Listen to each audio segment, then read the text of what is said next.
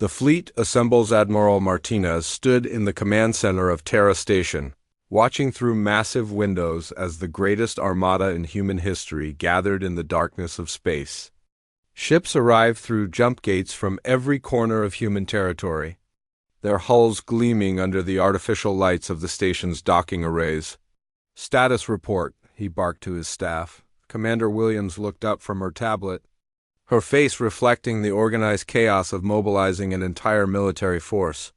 "Sir, we have 347 vessels confirmed for Operation Deathworld Response.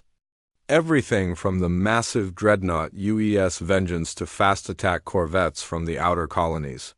Martinez nodded, watching as another squadron of destroyers emerged from a jump gate, their sleek forms bristling with weapons designed by human engineers who had learned warfare in Earth's harshest environments. Each ship represented decades of military advancement, born from a species that had clawed its way to the stars, despite living on a world that seemed determined to kill them. "What about our Deathworld Marines?" Martinez asked.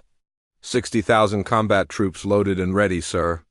These aren't just any soldiers. We've pulled veterans from the Australian outback training programs, Siberian survival specialists, and the volcanic cores from the Hawaiian Islands. If these aliens need saving, they're getting rescued by the toughest humans alive. Through his earpiece, Martinez could hear Captain Chen's voice from the UES Defiance, already 3 hours into its journey toward the distress signals. Her ship was serving as an advance scout, gathering intelligence while the main fleet assembled. "Admiral, this is Captain Chun reporting in. We've detected massive energy readings from the target system. Whatever's attacking these civilizations, they're using weapons that make our nuclear arsenals look like firecrackers." Martinez frowned. Humanity had developed increasingly powerful weapons during their expansion into space, but they had never faced an enemy capable of destroying entire worlds. The thought of such power in hostile hands made his stomach clench. "Captain, what's your assessment of the alien technology?" "Sir, from what we can determine from the distress signals, these beings are significantly more advanced than us in some areas. Their faster-than-light communication is decades ahead of our systems. However, their defensive capabilities seem inadequate against whatever they're facing." The Admiral walked to a tactical display showing the known galaxy. Red markers indicated the system sending distress signals, while blue showed the approaching human fleet. The vast distances involved were staggering. Humanity was about to project military power farther than they had ever attempted. "Commander Williams, how long until the fleet is ready to depart?" 18 hours, sir. We're loading the last of the supply ships now. Medical vessels, ammunition transports, field hospitals, everything we might need for an extended campaign. Martinez had been studying reports from Earth's intelligence services about what they knew of so-called death worlds. Earth was classified as a Class 12 hazardous environment, a planet where evolution had created apex predators, extreme weather systems, and survival challenges that most spacefaring civilizations couldn't imagine. The animals alone told the story. Humans shared their world with creatures like tigers, sharks, crocodiles, and venomous snakes. They had survived ice ages, supervolcanic eruptions, asteroid impacts, and countless natural disasters that would have extinguished most species. "Sir," Williams interrupted his thoughts, "we're receiving additional intelligence from the deep space monitoring stations. The attack patterns suggest a highly organized enemy force capable of simultaneous strikes across multiple star systems." "Show me." The tactical display updated with new information. The attacks weren't random, they followed a specific pattern, targeting the most developed worlds first before moving to smaller colonies. It was systematic, methodical, and terrifyingly effective. "This looks like conquest, not just destruction," Martinez observed. "They're removing advanced civilizations while leaving infrastructure intact. They want these worlds for themselves." A new voice crackled through the communication system. "Admiral, this is Colonel Sarah Reyes from the 1st Deathworld Marine Division. My troops are requesting permission to review enemy analysis data." Martinez smiled grimly. Colonel Reyes commanded Marines who had trained in Earth's most hostile environments. These were soldiers who could survive in Arctic conditions, desert heat, jungle humidity, and high-altitude oxygen deprivation. They were the product of a world that had spent millions of years trying to kill their ancestors. Permission granted, Colonel. What's your tactical assessment? Sir, based on the enemy's systematic approach, I recommend we divide our forces. Hit multiple systems simultaneously to disrupt their coordination. Show them what humans do when someone threatens innocent people. The Admiral considered this. Humanity had always been at its most dangerous when defending others. Their history was filled with examples of ordinary people becoming extraordinary warriors when faced with innocent victims in need of protection. Admiral, came Captain Chun's voice again. We're approaching the edge of the Kepler 442 system. I'm detecting massive debris fields, the remains of what appears to be a significant battle. Sir, there are ship designs here I've never seen before. Some of these vessels are enormous, like floating cities. Martinez felt his jaw clench. The advanced alien civilization had possessed technology and ships that dwarfed human capabilities, yet they had been destroyed. Whatever humanity was about to face was powerful enough to annihilate beings far more advanced than themselves. Captain, any signs of survivors? Scanning now, sir. Wait, Admiral, I'm detecting life signs on several damaged vessels. Weak, but definitely there. These aliens are still alive, but barely. The command center erupted in controlled activity as Martinez's staff began updating tactical plans. The mission had just shifted from rescue to active combat medical support. All vessels, this is Admiral Martinez. Operation Deathworld Response is now active. We have confirmed survivors in hostile territory. Every ship capable of medical assistance will join the rescue operation. Combat vessels will establish a defensive perimeter and prepare for enemy contact. He paused, looking out at the assembled fleet. 347 ships carrying the hopes of an entire species that had never backed down from a fight, never abandoned those in need, and never accepted defeat. Today, we represent not just humanity, but every civilization that believes in protecting the innocent. These aliens sent out a distress call, and by God, the Deathworlders answered. Let's show this galaxy what happens when someone threatens people under our protection. The fleet began moving as one. Ships arranging themselves into attack formations that had been perfected through centuries of human warfare. Fast attack vessels took point positions, heavy cruisers formed the main battle line, and support ships arranged themselves for maximum defensive coverage. As the massive armada prepared to jump to faster-than-light travel, Martinez received one final transmission from Earth's leadership. Admiral, this is President Harrison. The entire human race is watching.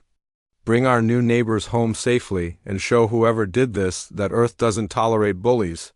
The jump gates activated, and humanity's mightiest fleet disappeared into the void, carrying with them the full fury of a species forged by a world that had tried to kill them for millions of years. The aliens who had sent the distress call were about to discover what it meant to have Deathworlders as allies. The distress call captain Sarah Chun stared at the holographic display floating above her command chair, watching the strange signal pulse with desperate urgency. The bridge of the UES Defiance hummed with quiet efficiency as her crew worked to decode the transmission that had just shattered the peaceful silence of the outer rim. Ma'am? This signal is like nothing we've seen before, reported Lieutenant Torres from the communications station. His dark eyes reflected the blue glow of his screens. The language is completely alien, but our AI is picking up universal distress markers embedded in the transmission. Sarah leaned forward, her weathered hands gripping the armrests of her chair. After 20 years commanding vessels in the Terran Defense Fleet, she had learned to trust her instincts. Something about this signal felt different, more urgent than the usual space debris reports or navigation warnings. Where's it coming from? She asked. The Kepler 442 system, approximately 47 light-years from Earth, answered Navigator Kim from her position at the Stellar Cartography Station. That's deep in uncharted space, Captain. No human ships have ever ventured that far out. The signal crackled again through the ship's speakers, filled with static and strange harmonics that seemed to bypass human hearing and strike directly at something primal in their minds. Several crew members winced at the sound. "Play it again, Torres." "But filter out those subsonic frequencies," Sarah ordered Dot as the clean signal played. The ship's artificial intelligence began overlaying translated text across the main screen. The words that appeared made every person on the bridge freeze. "Help us. They come in darkness. Our world burns. Children dying. Fleet destroyed. Last transmission? Coordinates follow. Please, someone hear us." The bridge fell silent except for the steady hum of life support systems. Sarah felt a chill run down her spine. In all her years of service, she had never encountered another intelligent species. Humanity had always wondered if they were alone in the universe. Now they had their answer. "Captain," Torres spoke quietly, "the signal is getting weaker. Whatever's happening out there, we might be their last hope." Sarah stood up and walked to the main view screen, staring out at the endless field of stars.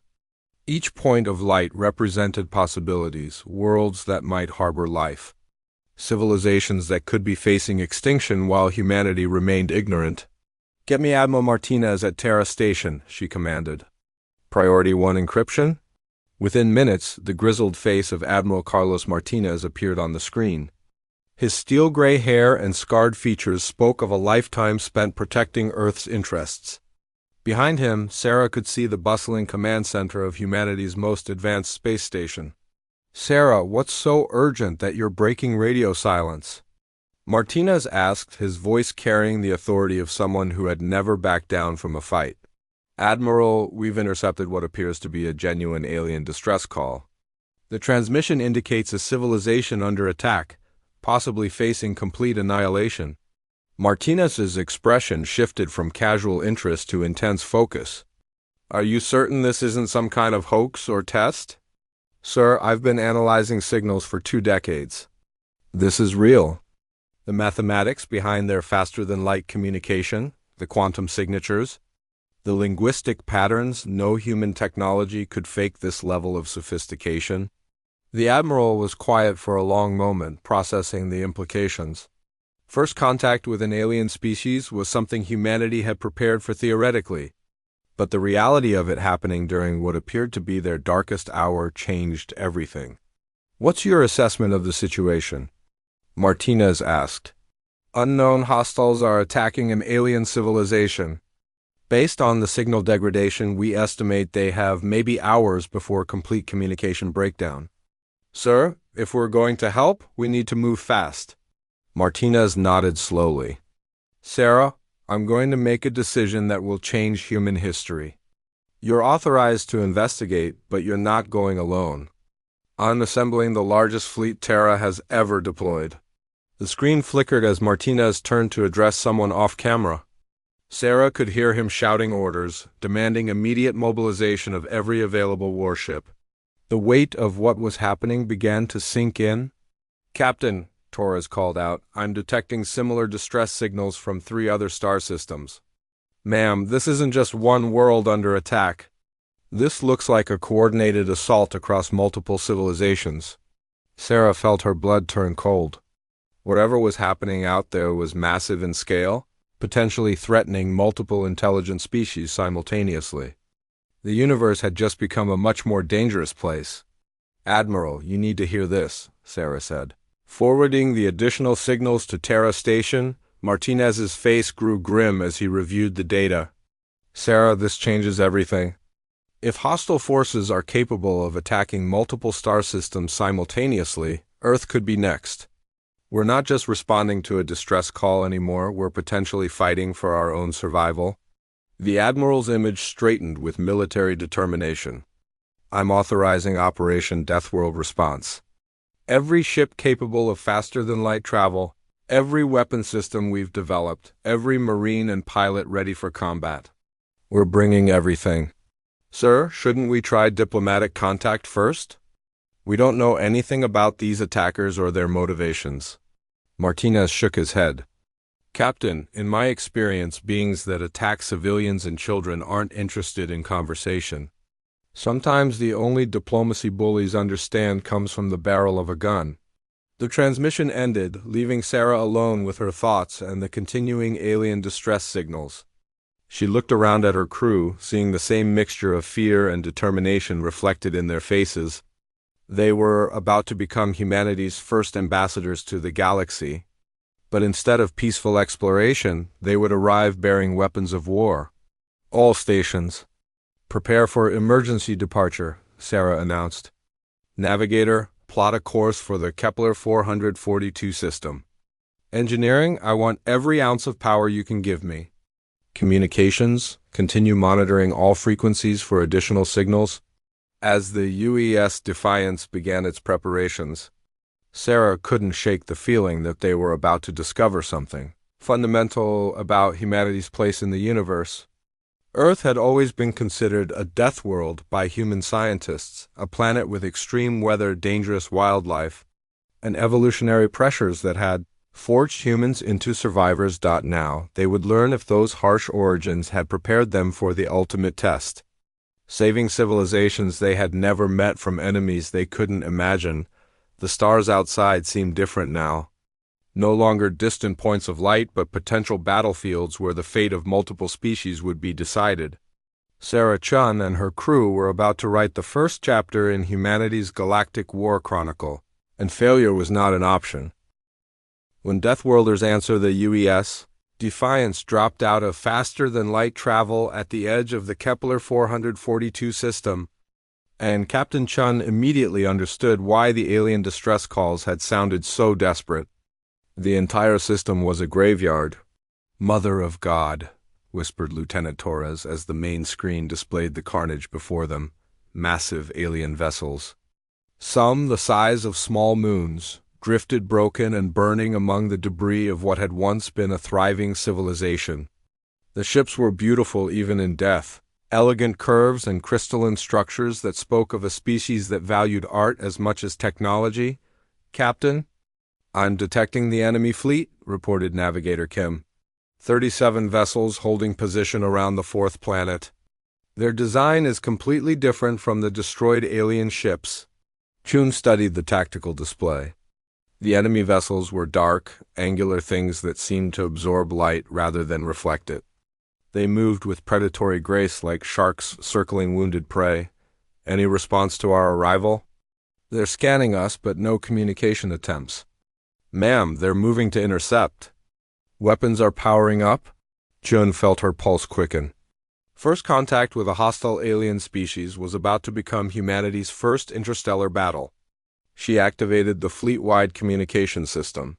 "This is Captain Chin to all vessels. We have enemy contact.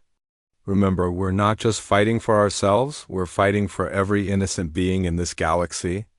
Earth's children don't back down from bullies." The lead enemy vessel fired first, sending a beam of energy that would have vaporized most ships. But the UES Defiance had been built by humans who understood that survival meant being harder to kill than your enemies. The ship's armor, designed to withstand everything from asteroid impacts to solar radiation, absorbed the blast and kept fighting. "Return fire," Chun ordered. "Show them what Deathworld engineering looks like." Humanity's weapons had been developed through centuries of warfare on a planet that demanded constant innovation. Railguns accelerated projectiles to velocities that turned simple metal slugs into devastating kinetic weapons.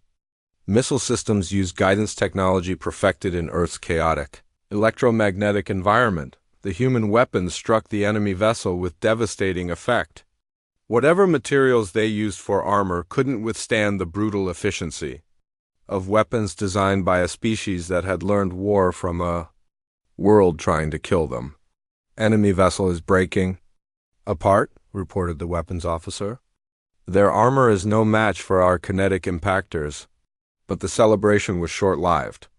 More enemy ships were moving to engage, and Chun realized they were facing a technology gap. The aliens had energy weapons and defensive systems that were beyond human capabilities. However, they seemed unprepared for humanity's approach to warfare. "All ships, this is Admiral Martinez. The main fleet has arrived. Time to show these predators what happens when they threaten innocent people. Through the view screen, Chun watched as 346 additional human vessels dropped out of faster-than-light travel in perfect formation. The sight was magnificent, sleek destroyers, massive battleships and agile corvettes, all bristling with weapons and carrying marines trained on humanity's deadly homeworld. The enemy fleet, which had seemed overwhelming moments before, suddenly found themselves outnumbered nearly 10-1. This is Admiral Martinez to all vessels. Execute Operation Deathworld Fury. Show them why you don't mess with species. From Class 12 Hazardous Environments. The human fleet attacked with coordination that reflected millions of years of pack-hunting behavior. Fast attack vessels flanked the enemy while heavy cruisers provided sustained firepower. It was a strategy born from hunting predators on a world where cooperation meant survival. The enemy tried to respond, but their tactics were designed for fighting civilized species that valued technological superiority over brutal effectiveness. Humans had learned warfare from a planet where the most successful predators were those willing to take damage to inflict greater damage on their enemies. Enemy vessel attempting to ram the UES Vengeance. Came a report from the communications officer. Negative, responded the Vengeance's captain. We're ramming them. All power to forward armor and engines. Let's show them what a Deathworld collision looks like. The massive human dreadnought accelerated directly into the alien vessel, using its reinforced bow as a weapon. The impact shattered the enemy ship while the Vengeance, built to withstand meteor strikes and solar storms, emerged damaged but operational. Meanwhile, Colonel Reyes was leading boarding operations against disabled enemy vessels. Her Marines moved through alien corridors with the same efficiency their ancestors had used to survive in Earth's jungles and caves. They were comfortable in hostile environments, adapted to fighting in conditions that would paralyze most beings. Admiral, we've secured 3 enemy vessels, Reyes reported. Sir, these aliens are completely unprepared for close-quarters combat. They seem to rely entirely on technological superiority rather than physical prowess. The tide of battle was turning decisively in humanity's favor. The enemy had never faced a species that combined advanced technology with the survival instincts of a Deathworld predator. They were learning too late that humans were dangerous, not despite their hostile homeworld, but because of it. Captain Chun, this is Admiral Martinez. Take a squadron to the 4th planet. Rescue any survivors you can find. The fleet will handle the remaining enemy vessels. Chun directed her ship toward the alien homeworld, passing through debris fields that told the story of a desperate final battle. As they approached the planet's surface, her communications officer made contact with surviving aliens. Ma'am, I'm receiving transmissions from the surface. The translation is coming through clearly now. A new voice filled the bridge, speaking in musical tones that somehow conveyed both hope and disbelief. Unknown vessels? This is Elder Zareth of the Ethereal Collective. Are you here to help us? We detected your battle with the Shadow Fleet. How are you defeating them? Our most advanced weapons were useless against their shields. Captain Chun activated the response system, knowing that her next words would echo through galactic history. Elder Zareth, this is Captain Sarah Chun of the Terran Defense Fleet. We received your distress call, and humans always answer when innocent people need help. We're here to take you home. Terrans? We have never heard of your species. Your technology appears less advanced than ours, yet you are defeating enemies that destroyed our entire fleet. How is this possible? Chun smiled as she watched human Marines setting up field hospitals on the alien world's surface, treating wounded beings they had never seen before with the same care they would show to human civilians. Elder Zareth, we come from a world that has been trying to kill us for millions of years. It taught us that sometimes the best technology is the will to keep fighting no matter what. We learned that protecting others is more important than protecting ourselves. The communication was quiet for a long moment before the alien elder responded. Your species? You fight not for conquest or resources, but to defend strangers? This is unprecedented in our knowledge of galactic civilizations. Where we come from, Chun replied. That's not unprecedented. That's just who we are. As the last enemy vessels were destroyed or driven off, Admiral Martinez received reports from across the fleet. Similar rescues were taking place in the other attack systems. Humanity's Deathworld origins had given them exactly what was needed to face enemies that had terrorized advanced civilizations. The rescued aliens would later describe that day as the moment they realized the galaxy contained beings who had answered their darkest hour not for profit or alliance, but simply because someone had called for help. The Shadow Fleet had learned what countless Earth predators had discovered before them. When you threaten someone under human protection, you face a species forged by a world that accepts no surrender, tolerates no defeat, and never abandons those in need. The distress call that had reached across the void had been answered by Deathworlders, and the galaxy would never be the same.